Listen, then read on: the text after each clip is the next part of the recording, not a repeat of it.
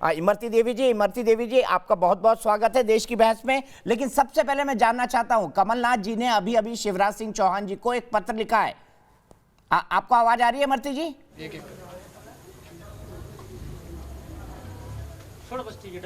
इमरती जी आपको आवाज आ रही है?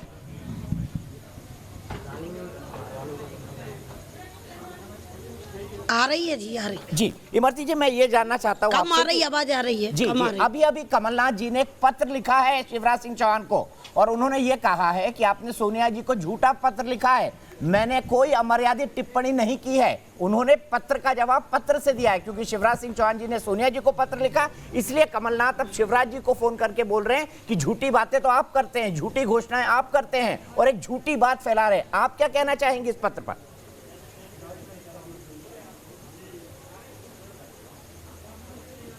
नहीं, जो कमलनाथ जी ने कहा है वो सच है।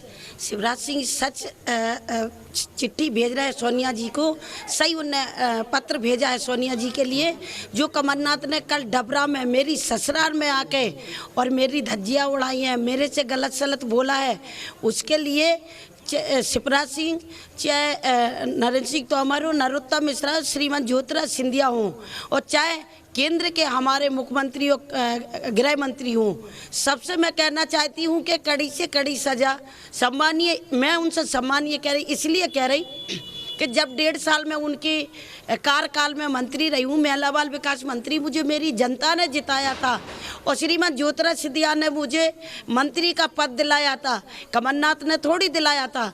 लेकिन कमलनाथ की सरकार में रही और कमलनाथ से मैं अपना बड़े भाई का नाता रखे थी, जब वो भी मिलते थे मैं बड़े भाई के नाते से उनके पैर छूती थी। लेकिन कल बड़े भाई ने मेरे क्षेत्र में आके मेरे से इतना गलत सलत बोला है, तो आप ही बताएं। और भी महिलाओं के बारे में जो क्या बोल सकते हैं, जब मैं एक प्रतिनिधि हूँ, 4 बार से मेरी जनता मुझे चुन रही है, मुझ में कुछ तो होगा जब मेरी जनता मुझे 4 बार से चुन रही है। लेकिन पार्टी बदलने पर ये मेरे से इतने गलत बोल रहे हैं। पार्टी में क्यों नहीं बदलूं? मेरी डबरा विधानसभा में 1 रुपये का भी काम कमलनाथ ने नहीं दिया है, इसलिए मुझे वो पार्टी बिल्कुल पसंद नहीं थी।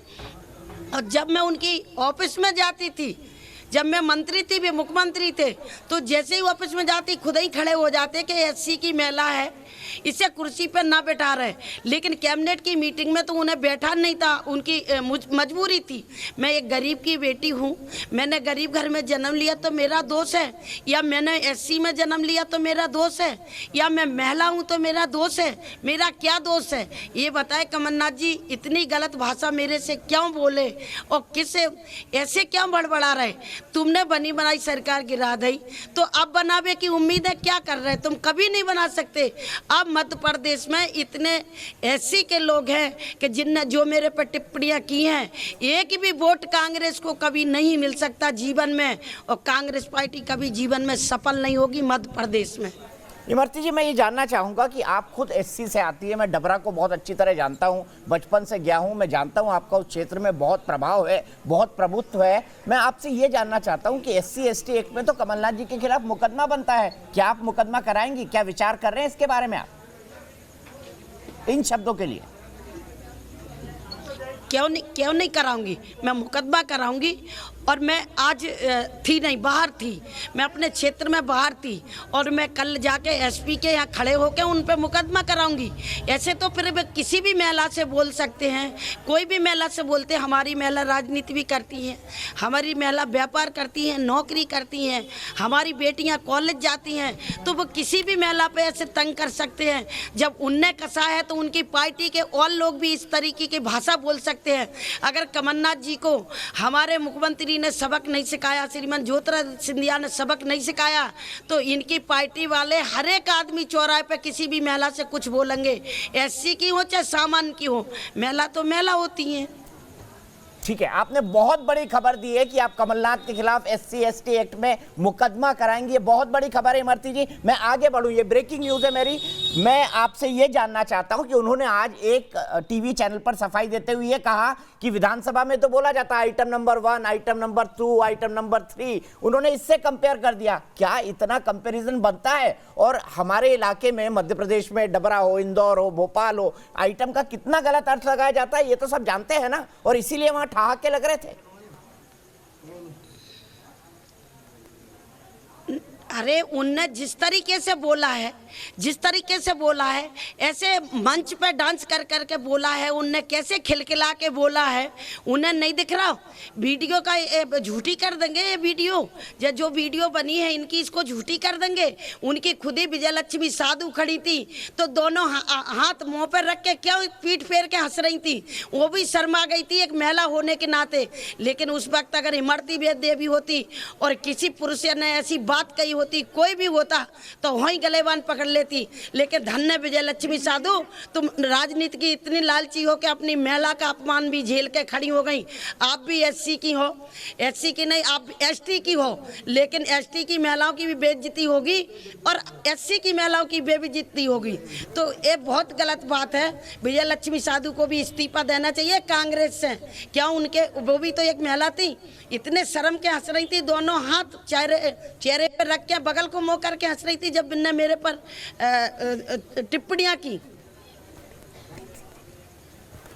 मैं आपसे ये जानना चाहता हूं, आखिरी सवाल इमरती जी, आपके हिसाब से उन्होंने माफी मांगने से तो इनकार कर दिया है, क्या आप चाहती हैं उनको, आप केस करवाएंगी? क्या सजा होनी चाहिए कमलनाथ को? वो माफी मांगने से इनकार कर रहे हैं, वो ये कह रहे हैं कि मैं बिल्कुल माफी नहीं मांगूंगी। आप क्या चाहती है कमलनाथ जी से, क्या कहें कि ये विवाद शांत हो?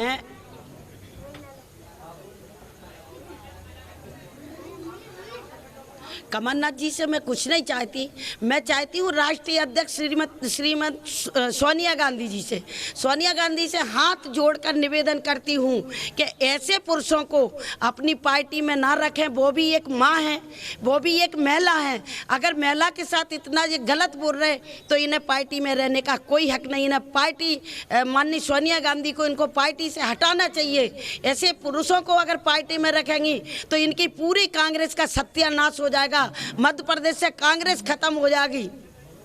आखिरी सवाल, आपको क्या लगता है क्यों उन्होंने टिप्पणी की? आपकी ससुराल में थे, डबरा आपकी ससुराल है, क्यों वो जानबूझकर कह रहे थे मैं तो नाम भूल गया इसलिए मैंने ऐसे कह दिया? आपको क्या लगता है इसके पीछे आपको क्या राजनीति नजर आती है इमरती जी? मैं एससी की महिला थी, मैं एससी की महिला थी और एससी के 6 विधायक और थे मेरे साथ। हम सबके सब इस पार्टी में गए हैं। उन्हें इतना दर्द है कि इमरती देवी ने मेरी पार्टी गिराई है, मुझे मुख्यमंत्री से इमरती देवी ने हटाया है। तो ये तो तुम कर्तव्य है तुम्हारे कि जो तुमने कर्म करे हैं डबरा जनता के लिए, मध्य प्रदेश की जनता के लिए काम नहीं दिया। सारे के सारे काम छिंदवाड़ा में ले जा रहे। हमने जनता से 10 साल कहा था कि मेरी सरकार आने दो, हमारी सरकार आने दो, और सरकार आएगी तब हम डबरा में विकास कराएंगे। लेकिन जब सरकार आई तो कमलनाथ जी ने और भट्टा ढार कर दिया हमारा। 1 रुपये का काम अगर डबरा को दिया हो तो अब वो बता दे कि फलाना काम मैंने डबरा को दिया है। मंच से यही बोल देते कि मैंने ये काम दिए हैं। टिप्पणी करने से, और ऐसे ना तो तुम दोबारा मुख्यमंत्री बन रहे जीवन में, टिप्पणी करवे से अगर बोलना ही था तो ये बोलते कि मैंने डबरा विधानसभा में जे विकास कराए हैं इसलिए मैं बोल रहा हूँ, तो विकास बोलते। मैं भी 3-4 महीने से भारतीय जनता पार्टी में हूँ, 6 महीने से, लेकिन अगर मेरी एक टिप्पणी कमलनाथ के ऊपर गई हो, उनके परिवार के मुझे भी सारे पते हैं, घर से लगा के बाहर तक मुझे एक एक बात का पता है। मैंने क्यों मंच से नहीं बका? इसलिए कि मैं इतनी हल्की महिला नहीं, मैं अपनी जनता की चुनी हुई महिला हूँ। मुझे 2.5 लाख आदमी मुझे चुनते हैं, एक बार नहीं मुझे 4 बार चुना है। एक बार मैं जिला पंचायत थी, 3 बार मैं विधायक रही और अब फिर मैं विधायक का चुनाव लड़ रही हूँ और मेरी जनता का समर्थन मुझे मिल रहा है। इसलिए उन्हें फड़फड़ाहट है कि हम मुख्यमंत्री सारे मध्य प्रदेश के आके, और मैंने चुनौती भी दे दी कि कमलनाथ डबरा में खटिया डाल लो और यहीं रहो, और इमरती देवी को अगर हार के बता दो तब तुम्हारी तारीफ करूँगी मैं।